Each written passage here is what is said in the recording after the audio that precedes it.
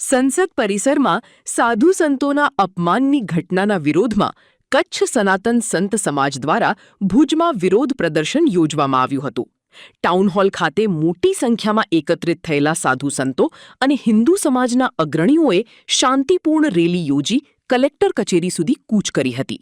Rally દરમિયાન સંતોના સન્માન અને સનાતન સંસ્કૃતિના રક્ષણની માંગ સાથે ઉગ્ર સૂત્રોચ્ચાર કરવામાં આવ્યા હતા। આ મામલે સંત સમાજના પ્રતિનિધિઓ દ્વારા જિલ્લા કલેક્ટર અનિલ રાણાવસિયાને આવેદનપત્ર પાઠવી જવાબદાર લોકો સામે કડક કાર્યવાહીની માંગ કરાઈ છે। સાધુ સંતો દેશની સાંસ્કૃતિક અને આધ્યાત્મિક પરંપરાના પ્રતીક હોવાથી તેમના અપમાન સામે સમગ્ર હિન્દુ સમાજમાં ભારે રોષ પ્રસર્યો છે। આવી ઘટનાઓનું ભવિષ્યમાં પુનરાવર્તન ન થાય અને યોગ્ય પગલાં લેવાય તેવી સંતોએ પ્રશાસન સમક્ષ ભારપૂર્વક રજૂઆત કરી હતી। श्री राम हिंदू सनातन धर्म की जय।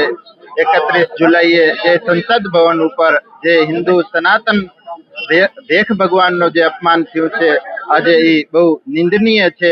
જ્યારે હિન્દુ સનાતન સમાજ આખી દેશભરમાંથી તેમજ કચ્છમાં આજે સાધુ સમાજ એકત્રિત થઈ એને વખોડવા માટે અને એનો ન્યાય લેવા માટે આજે અમે કલેક્ટર શ્રી પાસે સાધુ સમાજ આવી કલેક્ટર શ્રીને આવેદન પત્ર આપ્યું કે જે 31 જુલાઈએ પપ્પુ યાદવે સંસદ ભવન ઉપર ન્યાય પ્રતિકાર ઉપર જ્યારે હિન્દુનો વેશ લઈ ચોરીનો પ્રતિ આરોપ કરી એના માટે ન્યાય આપે, એના ઉપર એફઆરઆઈ થાય ને સંસદ નું કાનૂન છે એને કાનૂન લાગુ પડે કીધું છે। સાધુ અવજ્ઞા તુરત ભવાની કર કલ્યાણ અખિલ કી હાનિ અને આજે એની માટે હિન્દુ સનાતન ઉપર રોષ વ્યક્ત કરી છે ને આજે એ રોષ ને પ્રતિશોધન માટે અમે ન્યાય લેવા માટે આજે આવેદન શાંતિપૂર્વક આવેદન આપવા આવ્યા છે ને અત્યારે અમે સાધુ દેખ ધર્મ છે કે શાંતિને બયાલી આપી પણ જો આનો જવાબ નહીં મળે તો પણ અમે આગળ કાર્યવાહી કરશું। અસ્તુ, જય શ્રી રામ।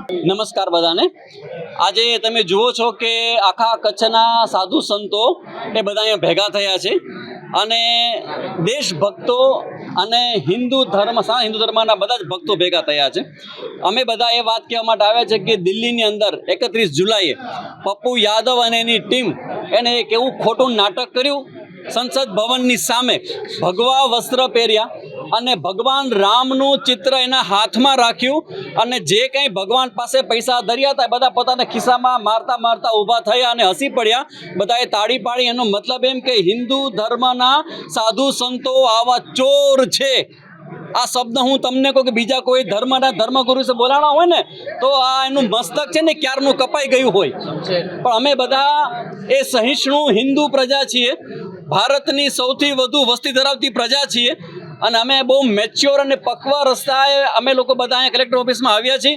કલેક્ટર શ્રી પણ પોતાની મિટિંગમાં જરા બિઝી હતા અને અમારા આગ્રહને વશ થઈને ચાલુ મિટિંગમાં અમે એની પાસે પહોંચ્યા હતા અને અમારું આવેદનપત્રને સ્વીકાર્યું હતું અને અમારી ભાવના અમે વ્યક્ત કરી કે જો કોઈ વ્યક્તિ આવા હિન્દુ ધર્મ ઉપર સનાતન ધર્મ ઉપર, કેમ કે ભગવો એ આપણે ત્યાં ભગવાન કહેવામાં આવે છે, અમે આ ભગવો વસ્ત્રો પહેરીને 50 વર્ષથી કચ્છમાં કામ કરીએ છીએ। અમે માત્ર ભગવાનનું ભજન નહીં, રાષ્ટ્રને અનુકૂળ એવી બધી પ્રવૃત્તિઓ અમે કરીએ છીએ। જો અમારા આવા વસ્ત્ર ઉપર આવી કોમેન્ટ્સ કરવામાં આવે તો કાલ સવારે અમારા નાના બાળકોના મનમાં પણ શંકા થશે કે હુ વી આર।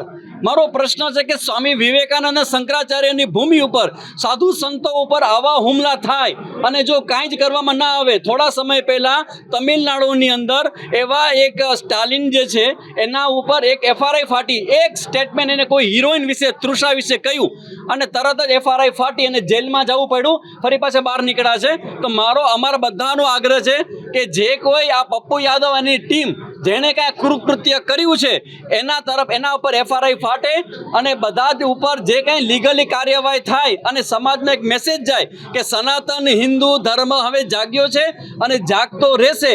બધા જ વ્યક્તિઓ કાન ખોલીને સાંભળી લે, આ સનાતન હિન્દુ ધર્મ ઉપર છાસવારે તમે જે બધા હુમલા કરો છો એ અમે હવે સ્વીકારશું નહીં અને આનાથી પણ વધારે તેજ જવાબ દેવા માટે અમે કટિબદ્ધ છીએ। ઓમ તત્સત।